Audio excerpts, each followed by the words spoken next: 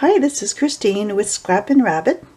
Today I have another journal listed in my Etsy shop, and this one is based on a really old book. This is over 100 years old, and it's titled The Merry Adventures of Robin Hood.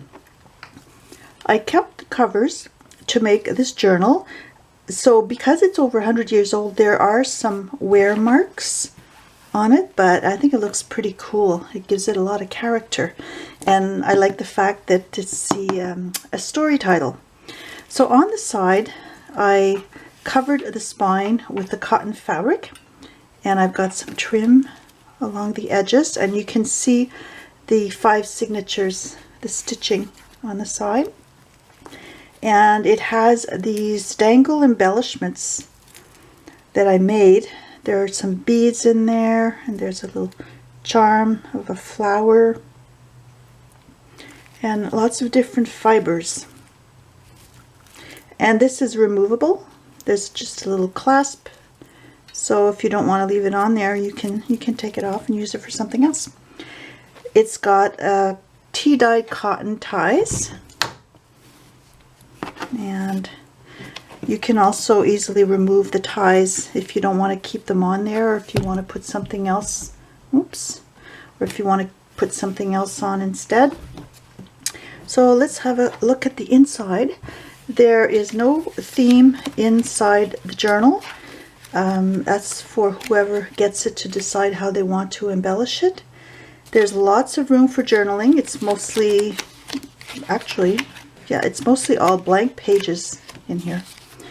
So there's the inside of the book. That was the original inside cover, and I've got some of the fabric on the inside as well, some trim, and there's some tea-dyed paper,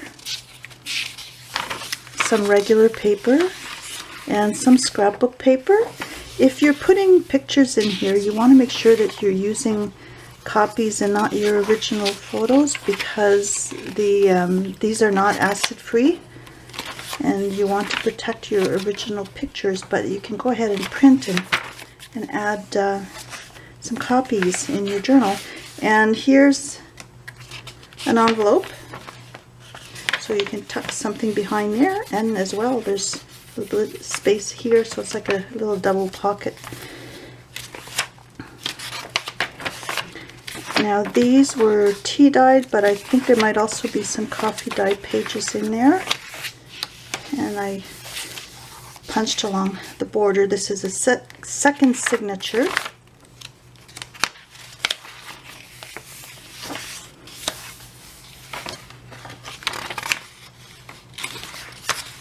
I've got some lined paper. This is just a variety of different types of papers and textures.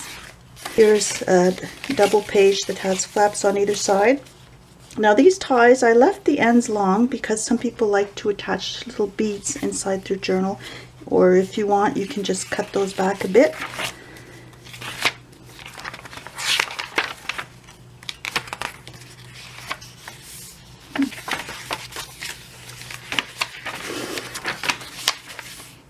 And here you can tuck something behind there.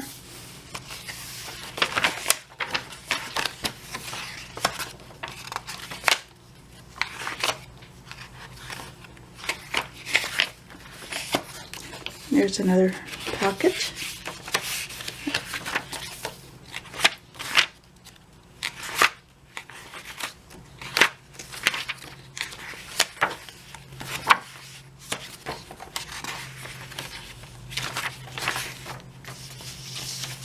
And then here again, you can slice something behind that one. If you wanted to do the same thing with this one, you can just glue down the edges.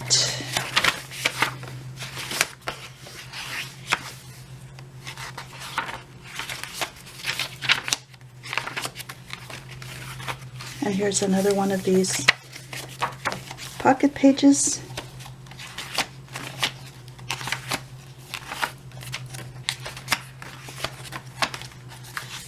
And this is the third signature. So there's no stamping in here.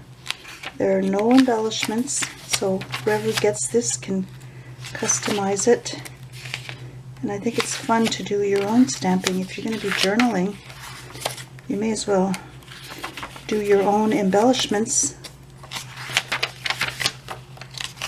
Unless it's a journal with a definite theme, then I like to add some little tags and stuff, but this is just plain. And there's the back cover. Have a nice day, and happy crafting, and happy journaling. Bye.